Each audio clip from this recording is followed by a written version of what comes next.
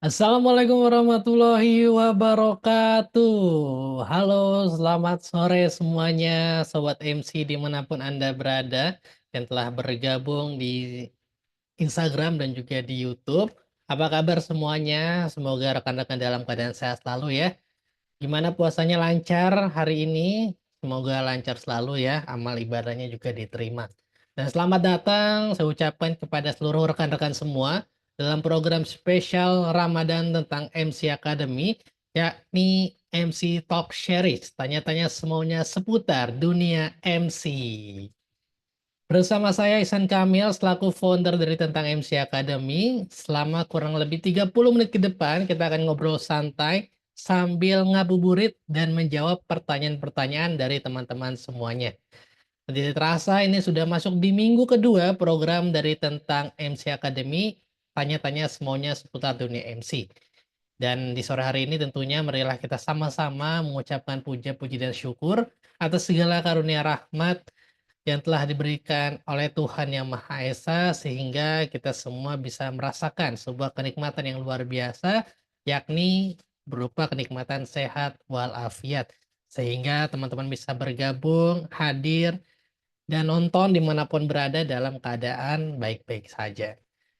Dan program ini tentunya adalah program yang gratis dibuat oleh Tentang MC Academy karena tujuannya diadakan program ini adalah sebagai sebuah platform tanya jawab untuk teman-teman yang ingin mendalami dunia MC.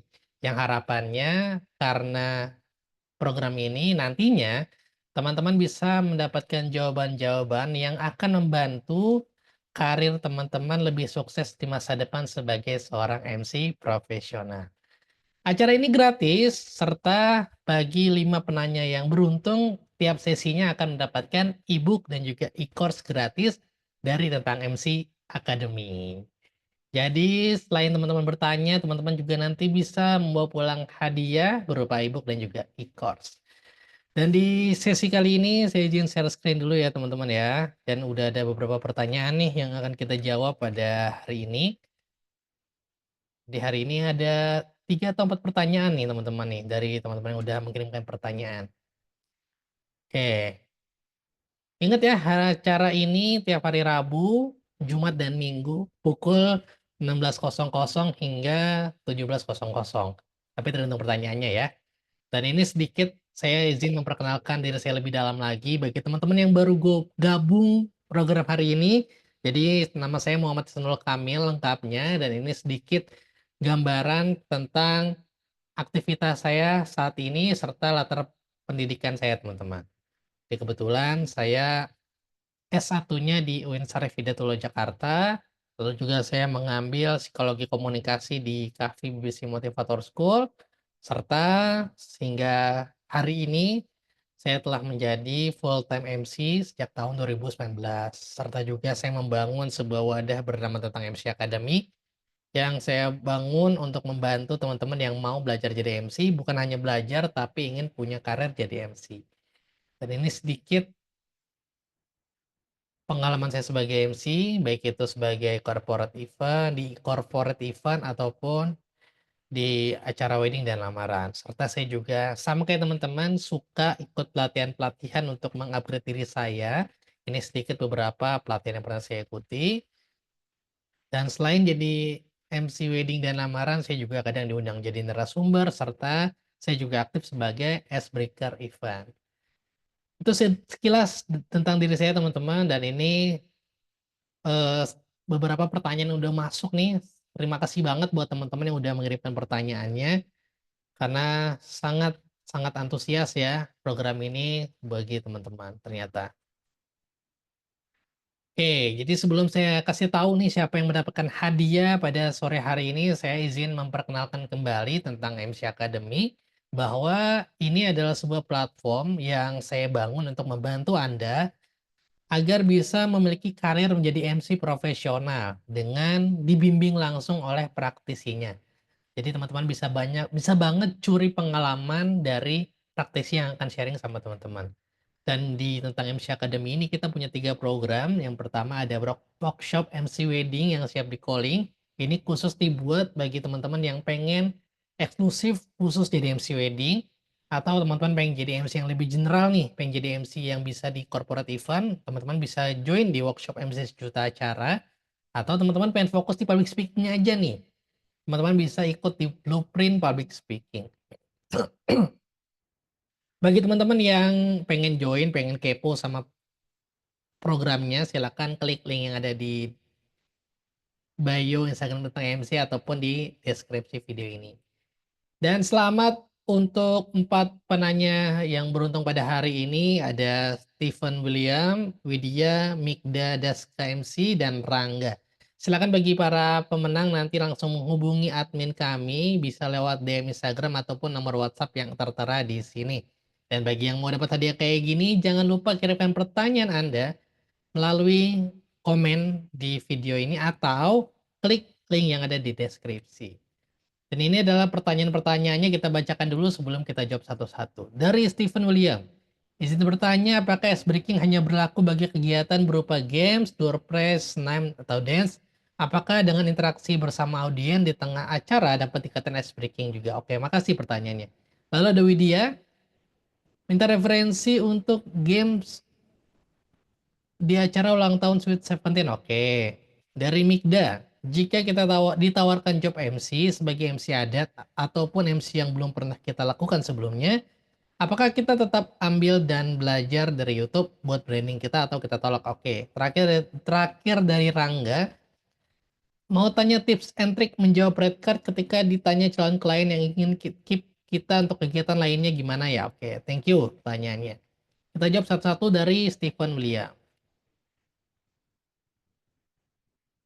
Sebelum kita bahas lebih lengkap tentang ice breaking, kita akan mulai dari definisinya dulu nih. Ice breaking itu apa sih?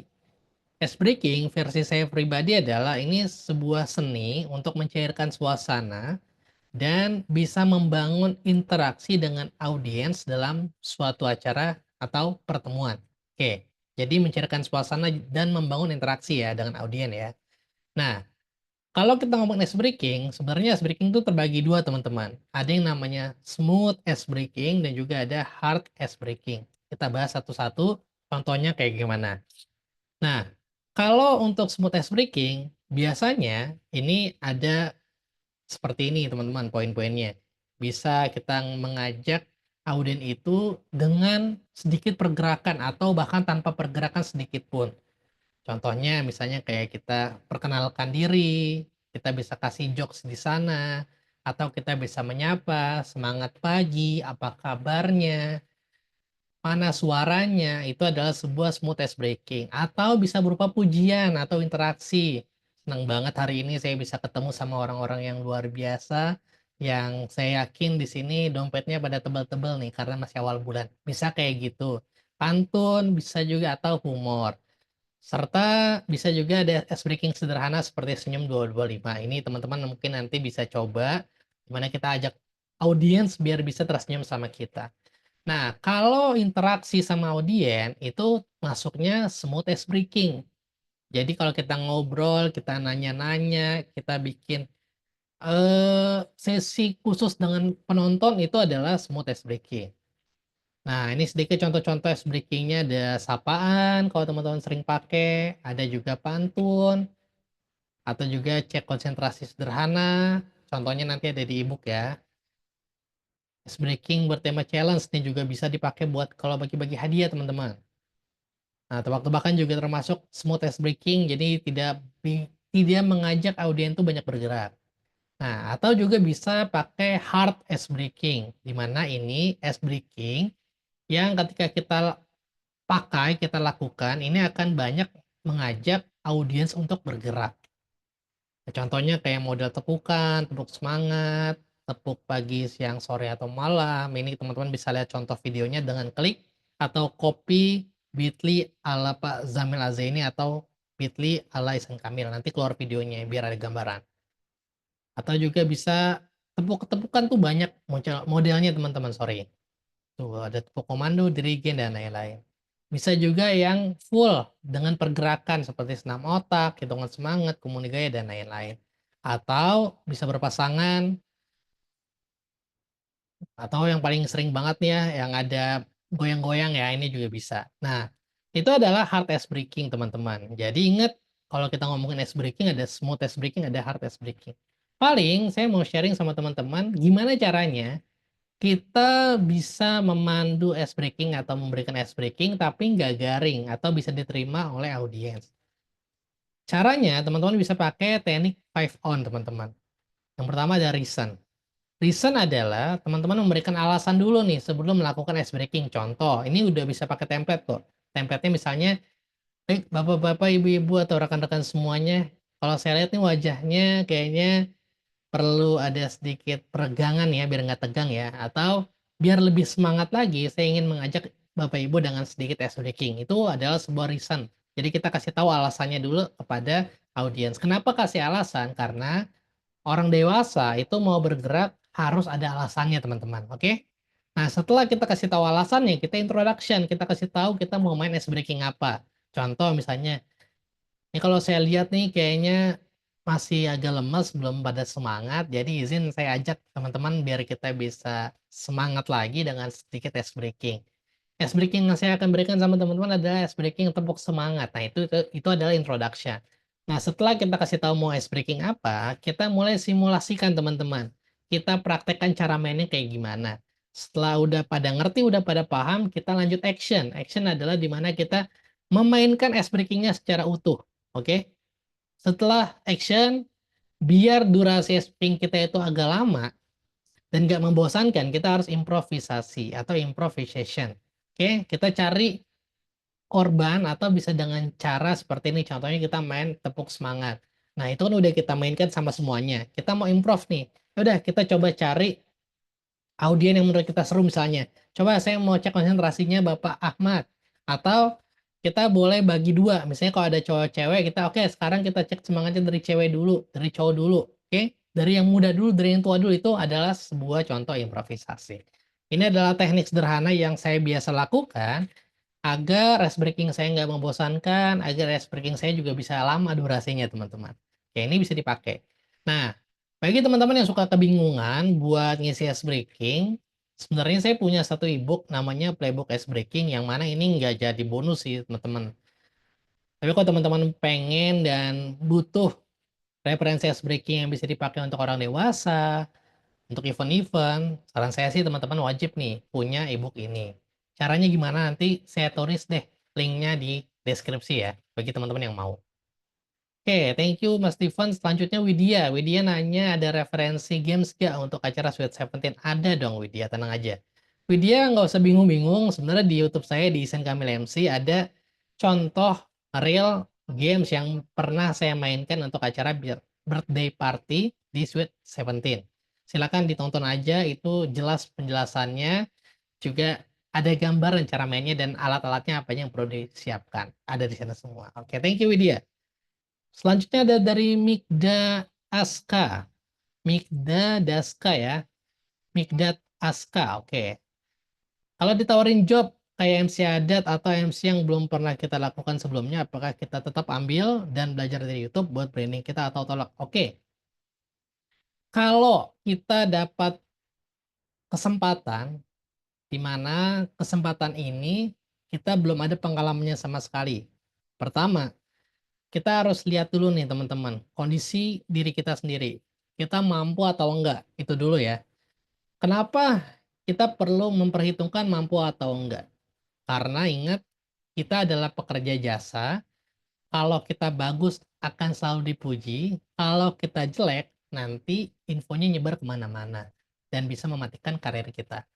Nah, ketika kita udah sadar diri kita mampu, langkah selanjutnya adalah coba kita cari ilmunya teman-teman. Pelajari dari YouTube boleh, atau kalau teman-teman mau saran saya, jangan YouTube doang. Coba aja cari di Instagram MC Adat. Kontak aja, kenalan, bilang mau belajar. Karena itu dulu yang saya lakuin teman-teman. Karena ketika kita belajar dari praktisinya langsung, itu lebih enak. Kita lebih tahu kondisi di lapangan. Oke, itu lebih better daripada teman-teman hanya nonton YouTube doang.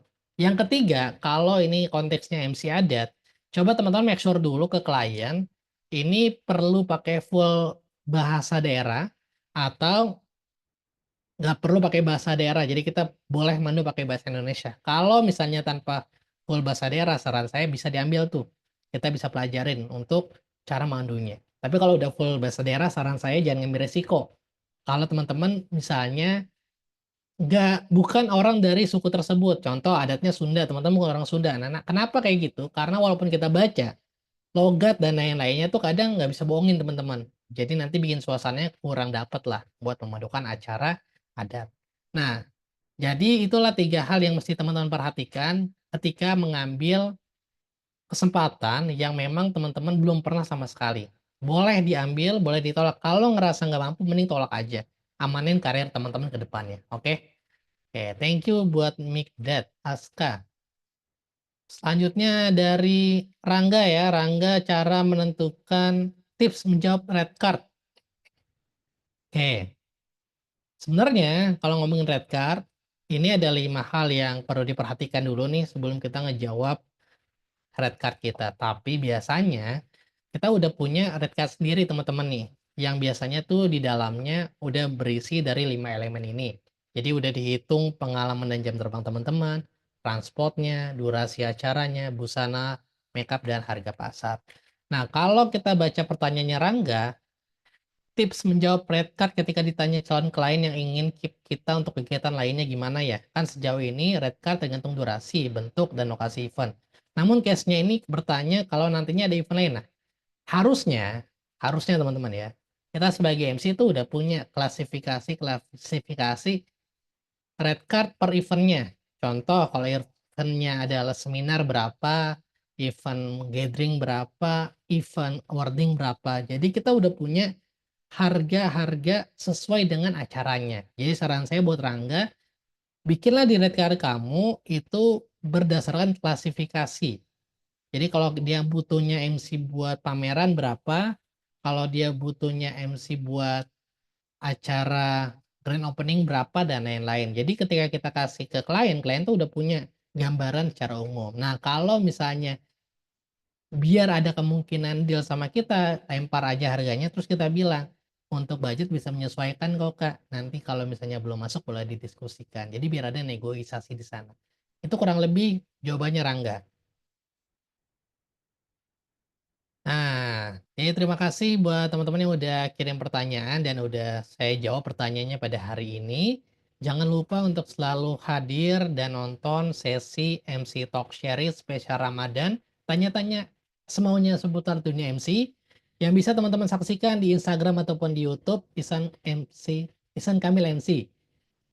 Untuk harinya di hari Rabu, Jumat, dan Minggu selama bulan Ramadan. Dan jangan lupa buat teman-teman yang belum kirim pertanyaan, langsung aja kirim pertanyaannya di link yang ada di bio tentang MC Academy atau klik link yang ada di deskripsi.